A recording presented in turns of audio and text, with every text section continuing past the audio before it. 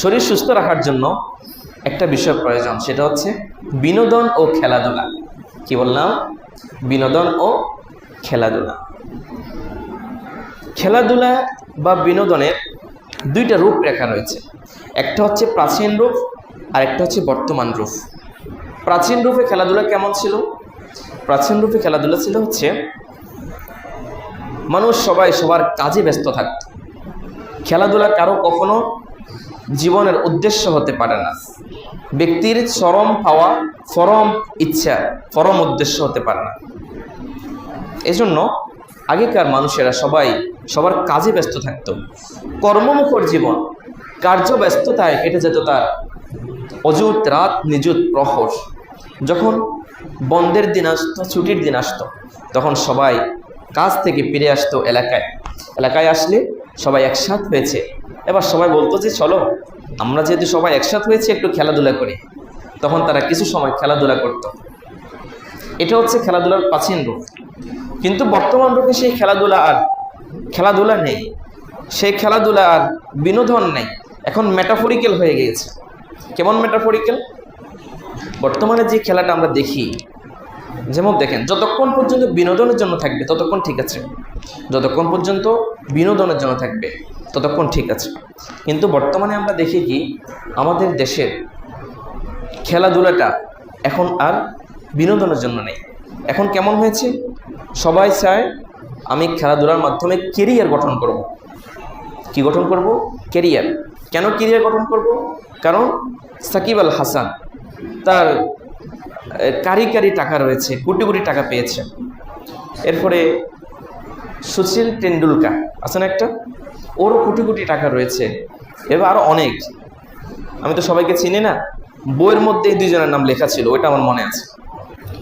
তো এদের অনেক টাকা রয়েছে। এখন মা বাবাও চিন্তা করে আমার ছেলেটাকে যদি একজন ভালো খেলোয়াড় বানানো যায় তাহলে তো বিলিয়নার হওয়া খুবই সহজ। এই জন্য তাকে খেলার জন্য নিয়ে যায়। আমাদের ফেনীতে আছে বিকেএসপি, এখানে খেলা শেখানো হয়, ক্রিকেট খেলা শেখানো হয়, সেখানে নিয়ে যাওয়া হয়। মা বসে থাকে, ছেলে খেলতে থাকে, মা এক কন্যারে বসে বসে দেখতে থাকে আর স্বপ্ন বলতে থাকে আমার ছেলে একদিন সাকিব আল হাসান হবে, সেজন্য সে খেলা করতেছে। খেলাটা বিনোদনের জন্য না, সে তার মাথায় আছে আমার ছেলে একদিন সাকিব আল হাসানের মতো হবে, কোটি কোটি টাকা ইনকাম করবে। মা সেই স্বপ্ন নিয়ে ছেলেকে এখানে বিকেএসপিতে কোচিং করার জন্য এসেছে। আবার ছেলেও খেলতেছে বিনোদনের জন্য না, তার সামনে কোচ দাঁড়িয়ে আছে, তার প্রশিক্ষণ যিনি দিচ্ছে প্রশিক্ষণ, সে দাঁড়িয়ে আছে প্রশিক্ষক, সে বলতেছে তুমি এভাবে মারতেছো না, এভাবে তো হবে না, তোমাকে ব্যাটটা এভাবে ধরতে হবে, ওভাবে ঘুরাতে হবে, ওখানে নিতে হবে। অর্থাৎ তার হাত বাঁধা এখানে। বিনোদন কাকে বলে? বিনোদন হচ্ছে ব্যক্তি নিজের চিত্তকে উন্মুক্ত করে দিয়ে, মনকে উজাড় করে দিয়ে তার যত ইচ্ছা ততভাবে সে মারবে, খেলবে, কিন্তু এখানে তার হাত বাঁধা না। তুমি এভাবে পারবা না, তোমাকে ওইভাবে করতে হবে, এভাবে করতে হবে, ছক্কা মারতে হবে, ছাড় মারতে হবে। হ্যাঁ, অর্থাৎ এখানে তার বিনোদনের কোনো সুযোগ নেই। তাকে শেখানো হচ্ছে তোমাকে এভাবে করতেই হবে। যখন করতেই হবে হয়ে যায় তখন আর বিনোদন থাকে না, তখন এটা বিনোদনের মধ্যে পড়ে না, এটা মেটাফরিক্যাল হয়ে যায়। আমরা এখান থেকে বুঝলাম আমাদের খেলাগুলা এখন আর বিনোদনে নেই, এখন এটা হয়ে গেছে এক ধরনের পেশা। আর খেলাধুলা কখনো পেশা হতে পারে না। প্রিয় ভাইরা, খেলাধুলা কারো পেশা? এই যে দেখেন, আপনারা সবাই মুরব্বী হয়েছেন, আমি তো আমার জীবন ছোট এখন, আপনারা তো জানেন ভালো আমার থেকে, আপনারা মুরব্বী হয়েছেন, আপনাদের দাড়ি সাদা হয়েছে, এমনি এমনি তো সাদা হয় নাই। দীর্ঘ একটা জীবন অতিবাহিত করে এসেছেন, দেখে এসেছেন, অনেক উথাল পাথাল দেখেছেন, অনেক উন্নতি আর ধ্বংস দেখেছেন, দিনের আবর্তে কালের চক্রে অনেক কিছু সাক্ষী হয়েছেন। তো সে অভিজ্ঞতা থেকে আপনারা আমাকে বলেন যে আপনারা খেলাধুলা তো আপনারাও করেছেন, দোরেমন তো আপনারা মায়ের পেট থেকে মুরব্বী হয়ে আসেন নাই, ছোট থেকে তো বড় হয়েছেন। খেলাধুলা তো আপনারাও করেছেন। কারো জীবনে কি মূল লক্ষ্য খেলা ছিল? খেলা ছিল না। আপনারা পড়ালেখা করেছেন, পড়ালেখার জীবনে পড়ালেখা ছিল মূল লক্ষ্য। এরপরে এসে দিনের একটা সময়ে কয়েকজন বন্ধু একত্রিত হলে কিছুক্ষণ খেলেছেন, অথবা কাজ করেছেন, কাজের শেষে যদি একটু প্রয়োজন হয় বিনোদনের জন্য খেলাধুলা হয়েছে। ঠিক আমাদের সময় হয়েছে, আমরা সারা বছর থাকতাম টাউনে বাসায়, এরপরে ডিসেম্বরে যখন বাড়িতে যেতাম তখন আমরা মাঠের মাঝে ক্রিকেট খেলতাম দিনে, আর রাতে র্যাকেট খেলতাম। তো এটা তো বিনোদনের জন্য উদ্দেশ্য না, যে একটু বেড়াতে গিয়েছি তাই। তো এই জন্য আমার ভাইয়েরা, খেলাধুলা কখনো মানুষের জীবনের চরম উদ্দেশ্য এবং ফরম পাওয়া হতে পারে না। কারণ ইসলামও আপনাকে আমাকে খেলতে বলে, খেলার জন্য একেবারে নিষেধ ইসলামে কোথাও নেই। ইসলাম খেলার জন্য নিষেধ করে না, তবে ইসলাম কিছু গাইডলাইন দেয়, রুলস রেজুলেশন বাতলিয়ে দেয়, সেই অনুযায়ী কাজ করতে হয়। তো প্রিয় মুসল্লিরা, ইসলাম আর সেকুলারিজম এই দুই পক্ষের মাঝে খেলার ব্যাখ্যার পার্থক্য হচ্ছে এই জায়গায়। তারা বলে যে শুধু বিনোদনের জন্য বিনোদন, শুধু খেলার জন্য খেলা, অন্য কোনো উদ্দেশ্য ছাড়া শুধু খেলার জন্য খেলা, বিনোদনের জন্য বিনোদন, এটা ঠিক আছে। কিন্তু ইসলাম বলে না, ইসলাম বলে শুধু বিনোদনের জন্য খেলা, শুধু খেলার জন্য খেলা, অন্য কোনো উদ্দেশ্য ছাড়া শুধু এমনি এমনি খেলা, এটা কখনো হালাল হতে পারে না, এটা হারাম। ইসলামের মাঝে আর সেকুলারিজমের মাঝে এর পার্থক্য হচ্ছে এই জায়গাটা, অন্য কিছু তারা। ইসলাম বলে যে হ্যাঁ খেলতে পারবে, সে খেলবে হচ্ছে তার জীবনের একঘেয়েমিতে দূর করার জন্য, যেন সে আত্মাকে প্রশান্ত করতে পারে, চিত্ত বিনোদনের মাধ্যমে আত্মা প্রশান্ত হয়, এরপরে আবার সে আল্লাহর ইবাদত করবে খুব ভালোভাবে মনোযোগ দিয়ে। এই জন্য খেলাধুলার কথা ইসলাম বলে থাকে। তো মৌলিক পার্থক্য এই জায়গায়, তাদের সংজ্ঞায়ন আর আমাদের সংজ্ঞায়নের পার্থক্যটা হচ্ছে এই জায়গায়। আমরা বলি খেলাধুলা যাবে, খেলা করা যাবে, তবে সেটা উদ্দেশ্য হচ্ছে কি? উদ্দেশ্য হচ্ছে মন ফ্রেশ হবে, আল্লাহর ইবাদত আরো ভালো করে করা যাবে। আর তারা বলে না, এমনি এমনি খেলাধুলার জন্য খেলাধুলা জায়েজ, খেলাধুলা করা যাবে, বিনোদনের জন্য খেলাধুলা সমস্যা নেই। এই জায়গা হচ্ছে আমাদের মাঝে পার্থক্য। কোরআন কি বলে? আমাকে আপনাকে কোরআনুল কারীম জানিয়ে দেব। সূরাতুল আম্বিয়া এর মাঝে 2 এবং 3 নম্বর আয়াতে আল্লাহ তাআলা আমাদেরকে জানিয়ে দিয়েছেন, ওয়ামা ইয়াতিহিম মিন যিকরিন মির রাব্বিহিম মুহদাসিন ইল্লা ইসতামাউহু ওয়া হুম ইয়ালআবুনা লাহিয়াতান কুলুবুহুম। ইসলাম আমাকে আপনাকে জানিয়ে দেব, যখন তাদের কাছে আল্লাহর পক্ষ থেকে কোনো প্রত্যাদেশ এসে যায়, প্রত্যাদেশ আসার সময় মক্কার মাঝে যে সকল কাফেররা ছিল, মুনাফিকরা ছিল, যে সকল মুশরিকরা ছিল, তাদের সামনে যখন আল্লাহর কালাম পাঠ করা হতো, নবী করিম সাল্লাল্লাহু আলাইহি ওয়াসাল্লাম যখন তাদের কাছে আল্লাহর পক্ষ থেকে কোনো নতুন বিধান নিয়ে আসতেন, তখন তারা খেলায় মত্ত থাকতো, আল্লাহ নবীর কথার দিকে কোনো প্রকার ভ্রুক্ষেপ করতো না। তারা খেল তামাশায় মত্ত রয়েছে, লাহিয়াতান কুলুবুহুম, তাদের অন্তর তামাশাচ্ছন্ন হয়ে আছে, তারা আল্লাহর কালামের দিকে ভ্রুক্ষেপ করতো না। এটার থেকে আমরা বুঝলাম, খেলার মাঝে যদি আমরা হার হামেশা সর্বক্ষণ হার দাইম লিপ্ত থাকি, তাহলে আল্লাহর কালাম, আল্লাহর দিন থেকে বিচ্যুত হওয়ার সম্ভাবনা আছে। 1 নম্বর পয়েন্ট মনে রাখতে হবে, বিশেষ করে আমার যুবক ভাইরা এবং আপনারা সবাই অভিভাবক, আপনাদের দায়িত্ব আছে পরিবারে গিয়ে আপনাদের ছেলে সন্তান নাতি নাতকুরদেরকে জানানো এবং তাদেরকে সে অনুযায়ী গাইডলাইন করা, এটা আপনাদের একটি বিশেষ দায়িত্ব। প্রিয় ভাইয়েরা, তো 1 নম্বর কথা। এরপরে হচ্ছে মুমিন কখনো এ ধরনের খেলাধুলা নিয়ে সারাক্ষণ মজা থাকতে পারবে না। মুমিনের বৈশিষ্ট্যের মাঝে এটা নেই, কারণ এগুলো হচ্ছে বেহুদা কাজ। বেহুদা কাজ নিয়ে মুমিন সর্বক্ষণ চলতে পারে না, কারণ মুমিনের একটা উদ্দেশ্য আছে। উদ্দেশ্যটা কি জানেন? বলতে পারবেন কেউ মুমিনের উদ্দেশ্য কি? পারবেন? বলে ফেলেন, সাহস করে বলে ফেলেন। জান্নাতে যাওয়া। বলেন কি? জান্নাতে যাওয়া। আমি 2টা লাইন আপনাদেরকে বলি। একটা কবি আব্দুল্লাহ মাহমুদ নজিব, আপনাদের চট্টগ্রামের লোহাগাড়ার সন্তান, এখন অক্সফোর্ডে পড়ালেখা করে, ঢাকা বিশ্ববিদ্যালয়ের অ্যারাবিক ডিপার্টমেন্টের ফার্স্ট ক্লাস ফার্স্ট, আমার প্রিয় লেখক আব্দুল্লাহ মাহমুদ নজিব, উনি একটা কবিতা লিখেছেন। কবিতার বইয়ের নাম হচ্ছে সবুজ চাঁদে নীল জোছনা, যদি কারো সুযোগ হয় পড়বেন। তো উনি লিখেছেন, বুকের মাঝে খুব যতনে একটি স্বপ্ন আঁকি, ফেরদাউসের ফুল বাগানে আমি হব পাখি। আপনাদের সেই শখ জাগে না? আপনারা জান্নাতুল ফেরদাউসে যেতে চান না? আল্লাহ আমাদের সকলকে জান্নাতুল ফেরদাউসের জন্য কবুল করুক, আমিন। তো প্রিয় মুসল্লিরা, মুমিনের উদ্দেশ্য হচ্ছে সে দুনিয়াতে আল্লাহু আকবার কাবীরা। দুনিয়াতে ইসলাম মানতে মানতে তার পথ চলা শুরু হবে আর জান্নাতে গিয়ে শেষ হয়ে যাবে। সুবহানাল্লাহ। তো মুমিনের কাজ হচ্ছে অনর্থক কাজ ত্যাগ করা। আল্লাহ রাব্বুল আলামিন কোরআনুল কারীমে তিনটি জায়গার মাঝে মুমিনদের 30টি গুণাগুণের কথা বর্ণনা করেছেন। আল্লাহ তাআলা সূরাতুল মুমিনুনের মাঝেও 10টি বর্ণনা করেছেন। 18 নম্বর পারার মাঝে প্রথম পৃষ্ঠায় প্রথম দিকে আল্লাহ তাআলা মুমিনদের 10টি গুণাগুণের কথা বর্ণনা করে দিয়েছে। রাব্বুল আলামিন বলেন, قد أفلح المؤمنون الذين هم في صلاتهم خاشعون والذين هم عن اللغو معرضون। আল্লাহ রাব্বুল আলামিন বললেন, قد أفلح المؤمنون, মুমিনরা সফল হয়ে গিয়েছে। মুমিন কারা তাদের বর্ণনা আল্লাহ তাআলা সিরিয়ালি আমাদেরকে দিয়েছেন। মুমিন কারা? قد أفلح المؤمنون الذين هم في صلاتهم خاشعون। এক নম্বর গুণাগুণ হচ্ছে সেই ব্যক্তিরা মুমিন যারা আল্লাহ রাব্বুল আলামিনের খুশু এবং খুজুর সাথে ভয় ভীতির সাথে নামাজে দাঁড়িয়ে যায়। আর 2 নম্বরে হচ্ছে সেই ব্যক্তি ওয়াল্লাযীনা হুম আনিল লাগবি মুরিদুন, যে সকল ব্যক্তিরা অনর্থক কথা এবং কাজ থেকে বিরত থাকে তারাও আল্লাহর কাছে মুমিন হিসেবে পরিগণিত হবে। মুমিনদের গুণাগুণ আল্লাহ বর্ণনা করতেছে যে মুমিনদের 1 নম্বর গুণ হচ্ছে খুশু খুজুর সাথে নামাজ আদায় করবে। 2 নম্বরে হচ্ছে সেই ব্যক্তি যে মুমিন অনর্থক কথা বলা অনর্থক কাজ করা থেকে বিরত থাকে। সুবহানাল্লাহ।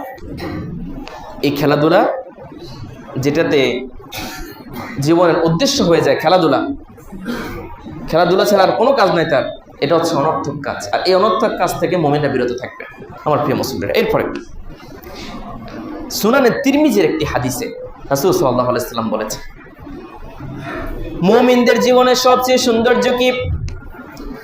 মুমিন জীবনের অনেক সৌন্দর্যের একটা বিষয় হলো মিন হুসনি ইসলামিল মারই তারকুহু মা লা ইয়ানিহি। মুমিন জীবনের একটি সুন্দর এবং সুন্দর বৈশিষ্ট্য হলো তারকুহু মা লা ইয়ানিহি, অনর্থক কথা এবং কাজ এড়িয়ে চলা। অনর্থক কথা এবং কাজ এড়িয়ে চলা মুমিনের জীবনের একটি সৌন্দর্য। প্রিয় মুসল্লিরা, খেলাধুলা এবং বিনোদন যখন জীবনের লক্ষ্য হয়ে যাবে তখন ব্যক্তি তার জীবনের সঠিক লক্ষ্য থেকে পদচ্যুত হয়ে যাবে। সে যখন ভুল জিনিসকে জীবনের লক্ষ্য বানিয়ে ফেলবে তখন সে তার সঠিক যে লক্ষ্য, তার লাইফ গোল, তার জীবনের চূড়ান্ত যে লক্ষ্য, আসল লক্ষ্য থেকে বিচ্যুত হয়ে যাবে। এই জন্য আমরা বলি খেলাধুলা কখনো মানুষের জীবনের চরম লক্ষ্য হতে পারে না। আল্লাহ নবী যখন মুমিনদেরকে নামাজে দাঁড় করাতেন, এরপরে কাফেরদেরকেও ডাকতেন, আসো না, আসো, তোমরা যে মূর্তির ইবাদত করো আসলে এটা তো শিরক হচ্ছে, এটা তোমাদেরকে বানায় নাই, মূর্তি তোমাদেরকে বানাতে পারে না, যিনি তোমাদেরকে বানিয়েছেন তাকে সেজদা করো। আসতো না। সেই কথা আল্লাহ তাআলা কুরআনে সূরাতুল জুমুআয় 28 নম্বর পারায়, সূরাতুস সফের পরের সূরা সূরাতুল জুমুআর মাঝে 6 নম্বর আয়াত আল্লাহ তাআলা আমাদেরকে জানিয়ে দিয়েছেন। রাব্বুল আলামিন বলেন, وَإِذَا رَأَوْا تِجَارَةً أَوْ لَهْوًا انفَضُّوا إِلَيْهَا وَتَرَكُوكَ قَائِمًا قُلْ مَا عِندَ اللَّهِ خَيْرٌ مِنَ اللَّهْوِ وَمِنَ التِّجَارَةِ وَاللَّهُ خَيْرُ الرَّازِقِينَ। রাব্বুল আলামিন বললেন, وَإِذَا رَأَوْا تِجَارَةً أَوْ لَهْوًا انفَضُّوا إِلَيْهَا, যখন তারা কোনো মানুষকে খেলতে দেখে অথবা ব্যবসা বাণিজ্য দেখে তখন তারা আপনাকে দণ্ডায়মান রেখে দ্বীনের পথে আপনাকে একা ছেড়ে দিয়ে, নামাজের মাঝে আপনাকে একা ছেড়ে দিয়ে তারা তাদের খেল তামাশা আর ব্যবসায়ের দিকে ঝুঁকে যাবে।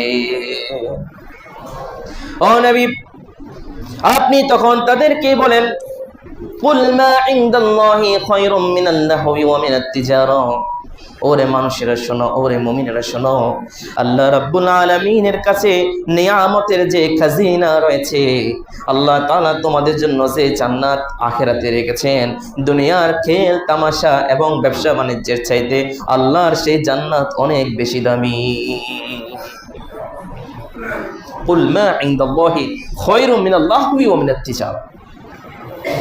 আমার প্রিয় ভাইরা, এই জন্য আমরা বারবার এই আয়াতগুলো দিয়ে প্রমাণ করতেছি যে খেলাধুলা মানুষের জীবনের চরম উদ্দেশ্য হতে পারে না। শুধু মুমিন কেন, কোনো মানুষের জীবনেরই চরম উদ্দেশ্য হতে পারে না। এটা হবে তার চিত্ত বিনোদন, এটা হবে তার চিত্ত বিনোদন। সাহাবায়ে কেরাম খেলেছেন তো। আল আদাবুল মুফরাদ, আল আদাবুল মুফরাদ ইমাম বুখারী রাহিমাহুল্লাহ লিখিত কিতাব। এই কিতাবের মাঝে একটা হাদিস, 246 নম্বর হাদিস, রাসূল সাল্লাল্লাহু আলাইহি ওয়াসাল্লাম এই সাহাবীদের বিষয়ে এসেছে যে রাসূলের সাহাবীরাও খেলাধুলা করতেন। কানা আসহাবু রাসূলিল্লাহি সাল্লাল্লাহু আলাইহি ওয়াসাল্লাম, রাসূল সাল্লাল্লাহু আলাইহি ওয়াসাল্লামের সাহাবীরা ইয়াতাবাদাহুনা বিল বিত্তিখ, তারা কি করত, তারা কিছু খরবুজ নিয়ে আসতো। খরবুজ আমরা তরমুজ বলি আর কি, এগুলো নিয়ে আসতো। এসে সবাই এগুলো দিয়ে খেলা করতো। কীভাবে খেলা করতো? প্রথমে সবাই সবার হাতে হাতে দিত, ঘুরে একজন একজন হাতে হাতে দিত, এটা একটা খেলা করতো। আবার খাওয়ার সময় কি আগে খেতে পারে, নিয়ে কি আগে খেতে পারে, এটা নিয়ে তারা প্রতিযোগিতা করত, এভাবে খেলতো। তো এই খেলার মাধ্যমে তারা দিনকে ভুলে যেতেন না। রাসূল বলেন যে এই হাদিসে এসেছে যে যখন আবার দ্বীনের কোনো বিষয় চলে আসতো, জিহাদের ডাক চলে আসতো, নামাজের সময় হয়ে যেত, তারা সাথে সাথে সব ছেড়ে দিয়ে আবার নামাজের জন্য রেডি হয়ে যেত, যুদ্ধের জন্য রেডি হয়ে যেত, দ্বীনে যে কোনো কাজের জন্য প্রস্তুত হয়ে যেত। সুবহানাল্লাহ। আবার আল্লাহ তাআলা আরেকটা আয়াতে বলেছেন, মুমিনদের মধ্য থেকে এমন কিছু মানুষ রয়েছে তারা আল্লাহর জন্য নিজের জীবনকে বিক্রি করে দিয়েছে। যত প্রকারের ব্যবসা বাণিজ্যের যেমন তোর ব্যস্ততায় আসুক না কেন, অথবা খেলাধুলায় তারা যেমনই নিমজ্জিত থাকুক না কেন, কিন্তু কখনো সেই ব্যক্তি আল্লাহর স্মরণকে ভুলে যায় না।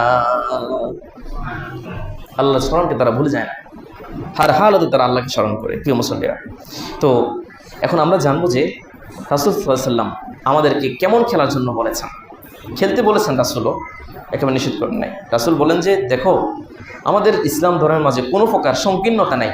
আল্লাহ এই দ্বীন ইসলামের মাঝে কোনো সংকীর্ণতা রাখেন নাই। আল্লাহ তাআলা কুরআনুল কারীমে সূরাতুল হজ ৭৮ নম্বর আয়াতে এই কথাটা উল্লেখ করেছেন। আল্লাহ রাব্বুল আলামিন বলেন, ওয়াজাহিদু ফিল্লাহি হাক্কা জিহাদিহি ওয়াজতাবাকুম। আল্লাহ রাব্বুল আলামিন বলেন, ওয়াজাহিদু ফিল্লাহি হাক্কা জিহাদিহি ওয়াজতাবাকুম, তোমরা আল্লাহর রাস্তায় সঠিক জিহাদ করো, কারণ আল্লাহ তাআলা তোমাদেরকে মনোনয়ন করে বেছে বেছে নিয়েছে। আল্লাহ তোমাদেরকে বেছে নিয়েছেন। অনেক মানুষ আছে দুনিয়াতে, খ্রিস্টান, বৌদ্ধ, মাজুসি, অনেক মানুষ, সে সকল মানুষদের থেকে তোমাদেরকে বেছে নিয়েছেন। এজন্য তোমরা আল্লাহর রাস্তায় জিহাদ করো, হাক্কা জিহাদি। এরপর কি বললেন? وما جعل عليكم في الدين من حرج ملة أبيكم إبراهيم وسماكم المسلمين। এরপর রব্বুল আলামিন বললেন, ওয়ামা জাআলা আলাইকুম ফিদ-দীন মিন হারাজ, আর আল্লাহ তাআলা তোমাদের দ্বীন ইসলামের মাঝে কোনো প্রকার সংকীর্ণতা রাখেন নাই, বরং আল্লাহ তাআলা দ্বীন ইসলামকে অনেক প্রশস্ত করে দিয়েছে। মিল্লাত আবিকুম ইব্রাহিম, এটি তোমাদের পিতা হযরত ইব্রাহিমের ধর্ম, যিনি তোমাদেরকে মুসলমান নামে নামকরণ করেছেন। সুবহানাল্লাহ। এরপরে রাসূল মদিনায় আসার পরে কিছু হাবশী সাহাবীদেরকে দেখলেন, তারা খেলা করতেছিল। তখন রাসূল সাল্লাল্লাহু আলাইহি ওয়াসাল্লাম তাদেরকে উদ্দেশ্য করে বললেন, খুযু ইয়া বুনাইয়া আরফাদাতান হাত্তা তা'লামাল ইয়াহুদু ওয়ান নাসারা আন্না ফি দীনিনা ফুসহাতান।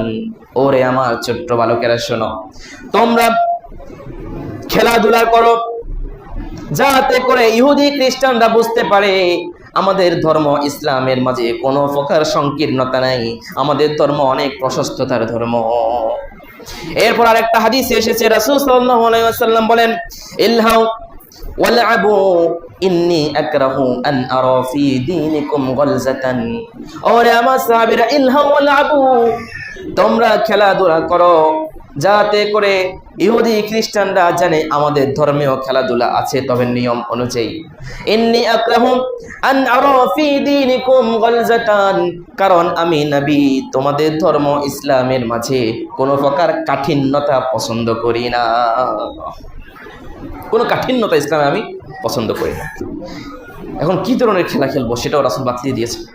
রাসূল বলেন ওয়ারমু ওয়ারকাবু ওয়া আনতারমু আহাব্বু ইলাইয়া আন তারকাবু। রাসূল বললেন তোমরা খেলা করবা কিসের খেলা? খেলা করবা হচ্ছে ঘোড়া চড়ার খেলা, ঘোড়ার প্রতিযোগিতা করবা, আর নিক্ষেপ করবা কোন শক্তি অথবা বল্লম নিক্ষেপ করবা, কে কতটুকু নিতে পারে। দুইটা খেলা রাসূল শিখিয়ে দিয়েছেন, একটা হচ্ছে ঘোড়া চড়ার খেলা, ঘোড়ার প্রতিযোগিতা, আরেকটা হচ্ছে বল্লম নিক্ষেপ করা, তীর নিক্ষেপ করা, তীর নিক্ষেপ করা। আমরা এই দুইটা খেলা এখন তো খেলি না, সমস্যা তো এই জায়গায়, আমরা এটা খেলি না, অন্য কিছু খেলে। অনেক ইমামরা বলেছেন যে ইমাম মুগনি আল মুহতাজের মাঝে ইমাম উল্লেখ করেছেন যে বর্তমান জামানায় যেহেতু বল্লম মারার সিস্টেমটা নাই, তাহলে এটার স্থানে আসবে হচ্ছে শুট গুলি করা। এই গুলি করার প্রশিক্ষণটাকেও অনেকে বলেছেন যে যদি মুমিন মুসলমানরা নিয়ে থাকে এটার মাধ্যমে সে সওয়াব পাবে, কারণ এটার মাধ্যমে সে তার খেলাও পাবে, বিনোদনও পাবে, চিত্ত বিনোদনও হবে, পাশাপাশি যুদ্ধের প্রস্তুতি হয়ে যাবে। সুবহানাল্লাহ। তো দুঃখের বিষয় হচ্ছে আমাদের মুসলমানদেরকে, বিশেষ করে আমাদের দাদারা, ওই দাদারা হুবমুদ দাদারা পূর্ব দিকের দাদারা আমাদেরকে এটা দমিয়ে রেখেছে।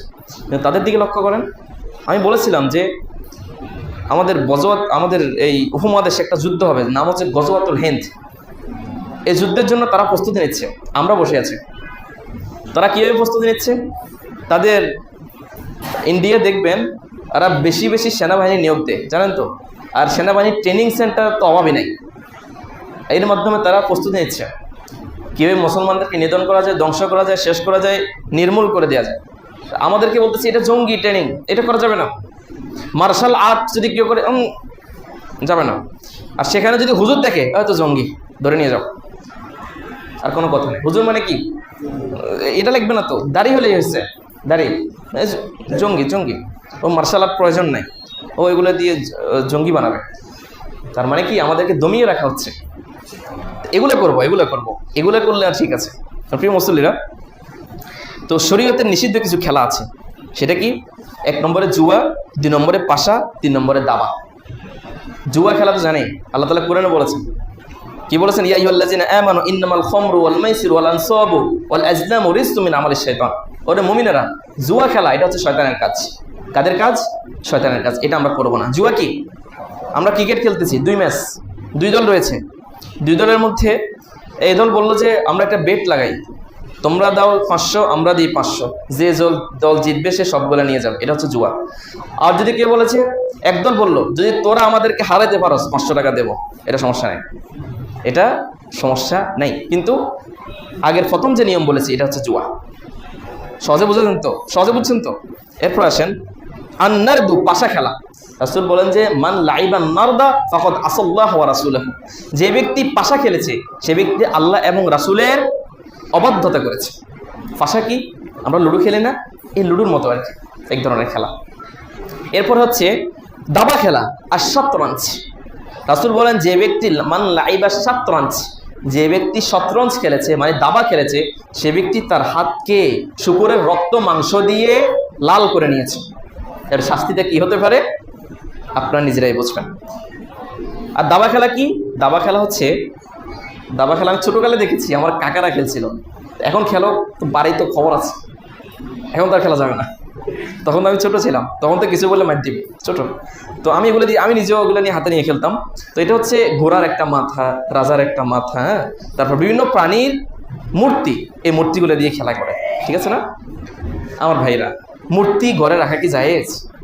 মুসলমান মূর্তি গড়ার পক্ষে না ভাঙার পক্ষে? আমরা যদি দাবা খেলার জন্য মূর্তি ঘরে আনি, মূর্তি কি ভাঙা হলো না গড়া হলো? আমরা কার উম্মত? হযরত ইব্রাহিমের। কার? হযরত ইব্রাহিম কি মূর্তি গড়েছিল না ভেঙেছিল?